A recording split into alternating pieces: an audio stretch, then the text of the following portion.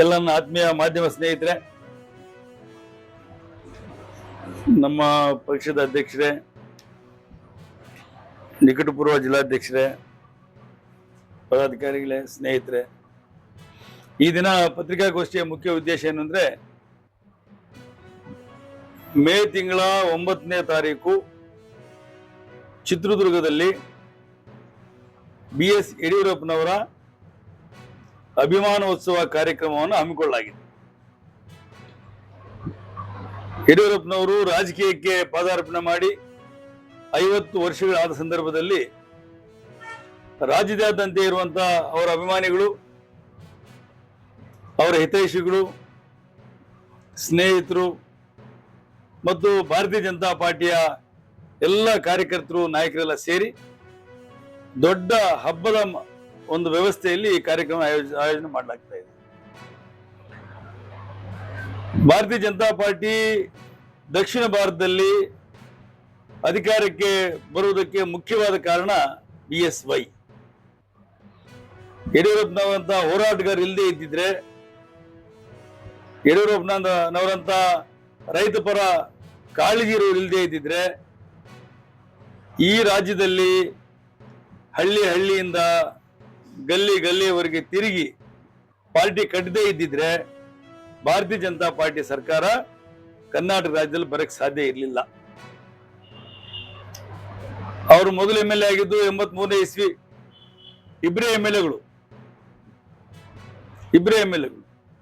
ಅಂತ ಸಂದರ್ಭದಲ್ಲಿ ಅವರನ್ನ ಯಾವ ರೀತಿ ಅಟಲ್ ಬಿಹಾರಿ ವಾಜಪೇಯಿ ಅವರನ್ನ ಪಾರ್ಲಿಮೆಂಟ್ ಅಲ್ಲಿ ಗೇಲಿ ಮಾಡ್ತಾ ಇದ್ರು, ನೀವಿಬ್ಬರೇ ಇದ್ದೀರಿ ಅಂತೇಳಿ ಇಲ್ಲಿ ಇದೇ ರೀತಿ ಆ ಇಬ್ಬರು MLAಗಳು ಗೇಲಿ ಮಾಡ್ತಾ ಇದ್ರ ಕಾಲ ಒಂದಿತ್ತು.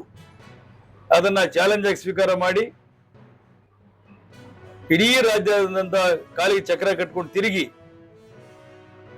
ಕಾರ್ಯಕರ್ತರಿಗೆ ಧೈರ್ಯ ತುಂಬಿ ಜನಪರ ಹೋರಾಟವನ್ನು ಹಮ್ಮಿಕೊಂಡು ಪಾದಯಾತ್ರೆಗಳ ಮುಖಾಂತರ, ಸೈಕಲ್ ಜಾಥಾ ಮುಖಾಂತರ ಮತ್ತು ಇನ್ನೂ ಹಲವಾರು ಹೋರಾಟಗಳ ಮುಖಾಂತರ ಯಡಿಯೂರಪ್ಪನವರು ಪಾರ್ಟಿಯನ್ನು ಕಟ್ಟಿದ್ರು.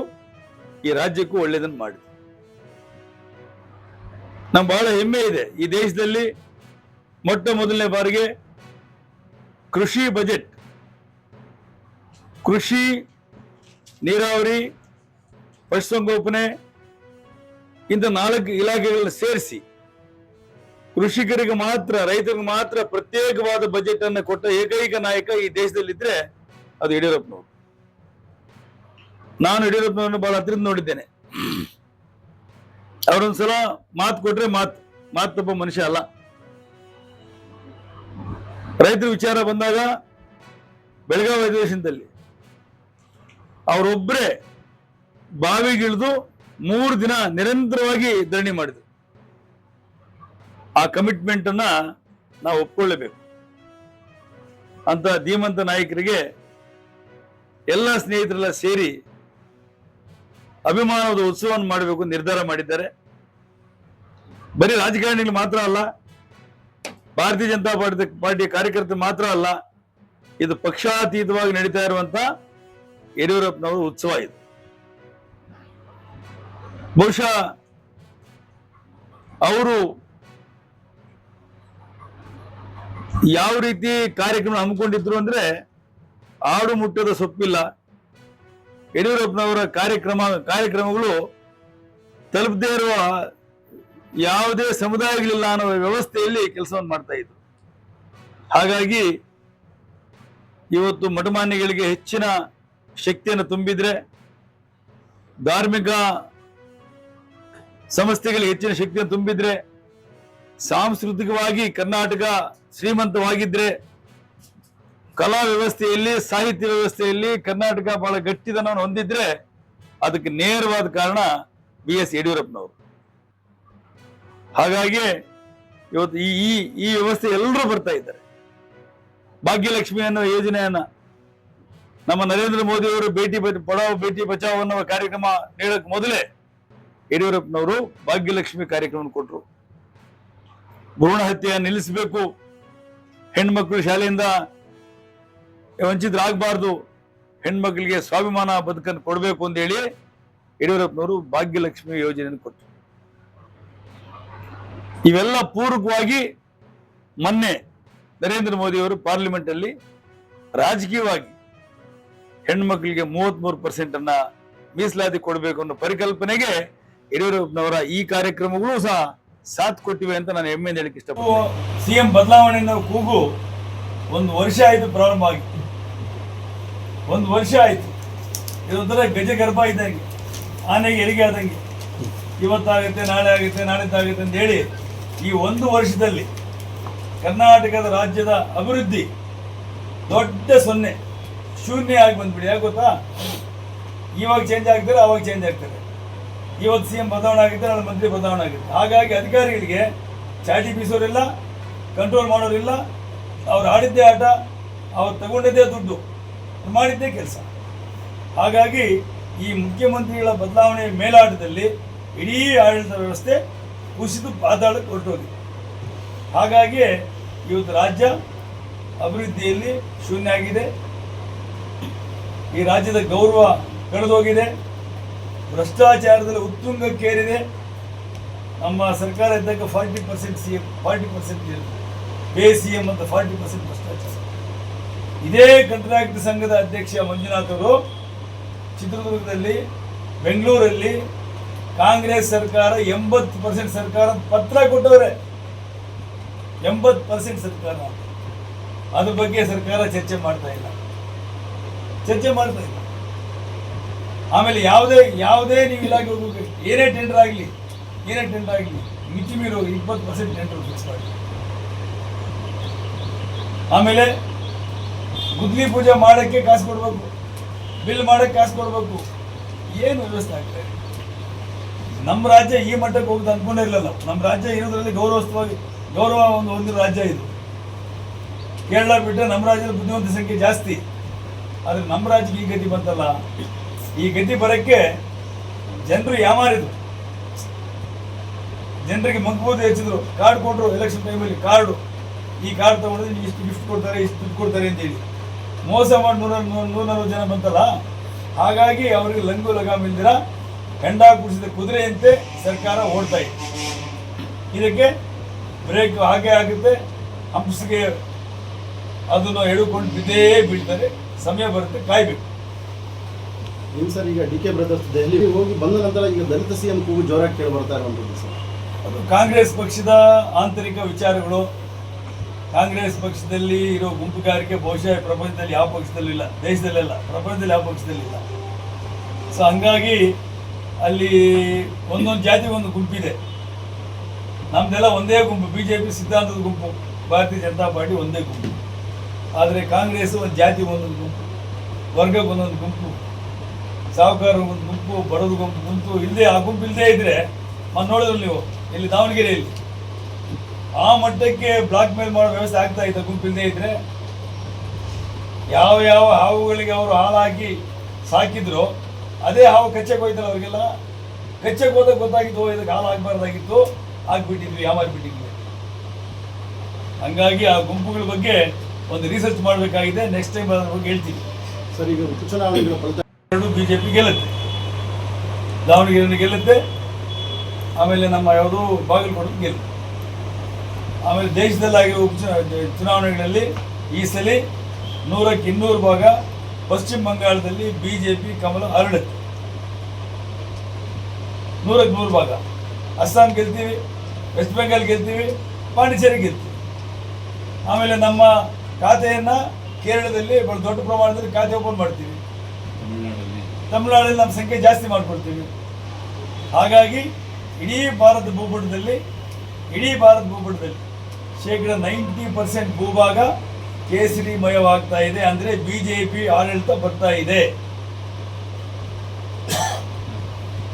ಸರ್, ಸ್ಥಳೀಯ ಚುನಾವಣೆಗಳ ಅವಧಿ ಮುಗಿದ್ರು ಸಹ ಇದುವರೆಗೂ ಸ್ಥಳೀಯ ಚುನಾವಣೆಗಳ ಬಗ್ಗೆ ರಾಜ್ಯ ಸರ್ಕಾರ ಗಮನ ಮಾಡಕ್ಕೆ, ಗ್ರಾಮೀಣ ಭಾಗದಲ್ಲಿ ಸ್ವಚ್ಛತೆ ತುಂಬಾ ಹದಗೆಡ್ತಾ ಇದೆ ಸರ್ ದಿನೇ ದಿನೇ. ನೋಡಿ, ಪ್ರಜಾಪ್ರಭುತ್ವ ವ್ಯವಸ್ಥೆಯಲ್ಲಿ ಆಡಳಿತ ವಿಕೇಂದ್ರೀಕರಣ ಅನ್ನೋದು ಬಹಳ ಮುಖ್ಯ. ಆಡಳಿತ ವಿಕೇಂದ್ರೀಕರಣ ಆದಮೇಲೆ ಪಂಚಾಯಿತಿ ಹಿಡಿದು ಪಾರ್ಲಿಮೆಂಟ್ ತನಕ, ತಾಲೂಕ್ ಪಂಚಾಯಿತಿ, ಜಿಲ್ಲಾ ಪಂಚಾಯಿತಿ, ಗ್ರಾಮ ಪಂಚಾಯಿತಿ, ಮುನ್ಸಿಪಾಲಿಟಿ, ಅಲ್ಲಿಂದ ಕಾರ್ಪೊರೇಷನ್ನು, ಅಲ್ಲಿಂದ MLA, MLC, MP ಯಾರ್ಯಾರ ಕೆಲಸ ಯಾರು ಮಾಡಬೇಕು ಅಂತ ಡಿಫೈನ್ ಮಾಡಿದ್ದಾರೆ. 5 ವರ್ಷ ಆಯಿತು ಪಂಚಾಯತ್ ಎಲೆಕ್ಷನ್ಸ್ ಆಗೋಗಿ, ಅವಧಿ ಮುಗಿದೋಗಿ. ಬೆಂಗಳೂರು ಕಾರ್ಪೊರೇಷನ್ ಅವಧಿ ಮುಗಿದೋಗಿ 6 ವರ್ಷ ಆಗೋಯ್ತು. ಇವತ್ತು ಬೆಂಗಳೂರು ಮಳೆ ಬಿದ್ದಿದೆ. ನೆನ್ನೆ ಮರ ಕ್ಲೀನ್ ಮಾಡೋ ಗತಿ ಇಲ್ಲ, ಕಸ ಹೊಡೆಯೋ ಗತಿ ಇಲ್ಲ, ಚರಂಡಿ ಕ್ಲೀನ್ ಮಾಡೋ ಗತಿ ಇಲ್ಲ. ಬದುಕು ಹೈರಾಣ ಆಗಿಬಿಟ್ಟಿದೆ. MLA ಮಾಡೋಕ್ಕೆ ಸಾಧ್ಯ ಒಬ್ಬರು? ಅದೇ ರೀತಿ ಪಂಚಾಯಿತಿಗಳಲ್ಲಿ ಇವತ್ತು PDOಗಳಿಗೆ ಲಂಗಲಗಾಮ ಇಲ್ಲ, ಗ್ರಾಮ ಸಭೆಗಳಿಗೆ ಬೆಲೆ ಇಲ್ಲ, ಅವರ ಆ ಗ್ರಾಮಸ್ಥರ ದುಃಖ ದುಮ್ಮಾನಗಳಿಗೆ ಯಾರು ಅದು ಕಿವಿಗೊಡುವ ವ್ಯಕ್ತಿ ಯಾರು ಇಲ್ಲವೇ ಇಲ್ಲ. ಅದೇ ಪಂಚಾಯತ್ ಎಲೆಕ್ಷನ್ಸ್ ಆಗಿದ್ದರೆ, ತಾಲೂಕು ಪಂಚಾಯತ್ ಆಗಿದ್ದರೆ, ಗ್ರಾಮ ಪಂಚಾಯತ್ ನಮ್ಮ ಜಿಲ್ಲಾ ಪಂಚಾಯತ್ ಆಗಿದ್ದರೆ, ಆ ಜನರನ್ನ ಅಟ್ಲೀಸ್ಟ್ ಹತ್ತಿರದಿಂದ ಇರುವ ನಾಯಕ ಸಿಗ್ತಾ ಇದ್ದ, ಕಸಕ್ಕೆ ಹೇಳ್ಕೊಳ್ಳೋರು, ಅವ್ರ ಪರಿಹಾರ ಆಗ್ತಾ ಇತ್ತು, ಡಿಸೆಂಟ್ರಲೈಸೇಷನ್ ಒಂದು ಅರ್ಥ ಇತ್ತು. ಆದರೆ ಅದ್ಯಾವುದೂ ಮಾಡಲಿಲ್ಲ ಸರ್ಕಾರ. ಸರ್ಕಾರ ಭಯಪಟ್ಟಿದೆ. ಸರ್ಕಾರ ತಾಲೂಕು ಪಂಚಾಯಿತಿ, ಜಿಲ್ಲಾ ಪಂಚಾಯಿತಿ, ಗ್ರಾಮ ಪಂಚಾಯಿತಿ ಮತ್ತು ಕಾರ್ಪೊರೇಷನ್ ಎಲೆಕ್ಷನ್ ಮಾಡೋದಕ್ಕೆ ಹೆದರ್ತಾ ಇದೆ. ಯಾಕೆ ಅಂದರೆ ಸರ್ಕಾರದ ಇತಿಹಾಸ ಗ್ರಾಮದಲ್ಲಿರುವ ಕಟ್ಟಕಡೆ ವ್ಯಕ್ತಿಗೂ ಗೊತ್ತಾಗಿದೆ. ಅವರು ಕಾಂಗ್ರೆಸ್ ಅವರಿಗೆ ಪಾಠ ಕಲಿಸೋಕ್ಕೆ ಟೊಂಕ ಗಟ್ಟಿ ನಿಂತಿದ್ದಾರೆ. ಹಾಗಾಗಿ ಅವ್ರಿಗೆ ಎಲೆಕ್ಷನ್ ಮಾಡೋದಕ್ಕೆ ಭಯ ಇದೆ. ಆದ್ದರಿಂದ ಎಲೆಕ್ಷನ್ ಮಾಡಕ್ಕೆ ಹೋಗುವುದಿಲ್ಲ. ಪದೇ ಪದೇ ಕೋರ್ಟ್ಗೆ ಹೋಗ್ತಾರೆ, ಅಫಿಡವಿಟ್ ಹಾಕ್ತಾರೆ, ಸಮಯ ಬೇಕು ಅಂತ. ಇವಾಗ ಇನ್ನೊಂದು ಹೊಸ ಶುರು ಮಾಡಿದ್ದಾರೆ ಸರ್. ಗಣತಿ ಬಂದ್ಬಿಟ್ಟಿದೆ, ಜಾತಿ ಗಣತಿ. ಜನ ಸಿಗ್ತಾ ಇಲ್ಲ, ಮೇಷ್ ಸಿಗ್ತಾ ಇಲ್ಲ.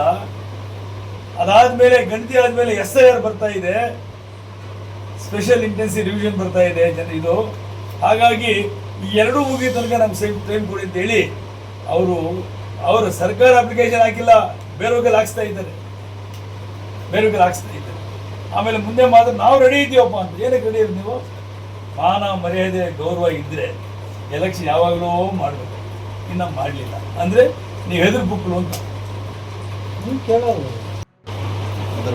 ಅದಕ್ಕೆ ಇಲ್ಲಿನ ತಹಸೀಲ್ದಾರರು, ಹಾರ್ಟಿಕಲ್ಚರ್ ಇಲಾಖೆ, ಜಿಲ್ಲೆ ಹಾರ್ಟಿಕಲ್ಚರ್ ಇಲಾಖೆ ಮತ್ತು DC ಸ್ಪಾಟ್ ಇನ್ಸ್ಪೆಕ್ಷನ್ ಮಾಡಬೇಕು. ವರದಿ ಬೇಗ ತಯಾರು ಮಾಡಬೇಕು. ಪರಿಹಾರವನ್ನು ಒಂದು ಎಕರೆಗೆ ಕನಿಷ್ಠ 50,000 ಪರಿಹಾರ ಕೊಡಬೇಕು. 1 ಎಕರೆಗೆ 50,000 ಪರಿಹಾರ ಕೊಡಬೇಕು ಕನಿಷ್ಠ. ನಮ್ಮ ಮಾವನ್ನ ಹೋಲ್ಸೇಲನ್ನು ಹಂಗೆ ಮಾಡಿದ್ರು. ಹೋಲ್ಸೇಲನ್ನು ಭಾರಿ ರೈತರಿಗೆ ಅನ್ಯಾಯ ಆಗಿದೆ, ಮೋಸ ಆಗಿದೆ. ಯಾಕೆಂದರೆ ಈ ಮಳೆಗಾಲದಲ್ಲಿ ಮಾವು ಬಿದ್ದೋಗುತ್ತಲ್ಲ, ಇದು ಎಸ್ಟಿಮೇಟ್ ಮಾಡಿ ವರದಿ ಕೊಡೋಕ್ಕೆ ತಿಂಗಳಾನುಗಟ್ಟಲೆ ತಗೊಳ್ತಾರೆ. ಟೆಕ್ನಾಲಜಿ ಮುಂದುವರೆದಿದೆ, ಎಲ್ಲ ಪಾಣಿಗಳ ಅವೈಲೇಬಲ್ ಇರ್ತದೆ, ಕಂಪ್ಯೂಟರೈಸೇಷನ್ ಎಲ್ಲ ಇದೆ. ಇಮ್ಮಿಡಿಯೇಟ್ ವರದಿ ಕೊಡೋ ತೊಂದರೆ ಅವ್ರಿಗೆ. ಹಾಗಾಗಿ ಸರ್ಕಾರಿ ಆಡಳಿತ ಯಂತ್ರ ಶೀಘ್ರ ಎಚ್ಚೆತ್ಕೋಬೇಕು. ಇವತ್ತಿನ ಸಮೀಕ್ಷೆ ಶುರು ಮಾಡಬೇಕು, ವರದಿಯನ್ನು ಕೊಡಬೇಕು ಅನ್ನೋ ಆಗ್ರಹವನ್ನು ತಾಕೀತನ್ನು ಮಾಡ್ತಾ ಇದ್ದೇವೆ. ಸರ್, ನಿನ್ನೆ ಮತ್ತೆ ಬೋರಿಂಗ್ ಆಸ್ಪತ್ರೆ ಬಹಳ ಅನ್ಯಾಯ ಆಗಿದೆ. ಬೋರಿಂಗ್ ಹಾಸ್ಪಿಟ್ಲ್ ಗೋಡೆ ಎಲ್ಲ ಬಡವರು, ಬೀದಿ ವ್ಯಾಪಾರ ಮಾಡ್ಕೊಂಡು ಜೀವನ ಮಾಡೋ ವರ್ಗ, ಶ್ರಮಿಕ ವರ್ಗ ತೀರೋಗಿದ್ದಾರೆ. ನಾವು ಅವರಿಗೆ ನಿಜವಾಗ್ಲೂ ನಮಗೂ ಭಾಳ ನೋವಾಗಿದೆ. ಅವರಿಗೆ ಸಾಂತ್ವನ ಹೇಳ್ತಾ ಇದ್ದೇವೆ. ಆಮೇಲೆ ಸರ್ಕಾರ 5 ಲಕ್ಷ ಪರಿಹಾರ ಕೊಟ್ಟಿದೆ.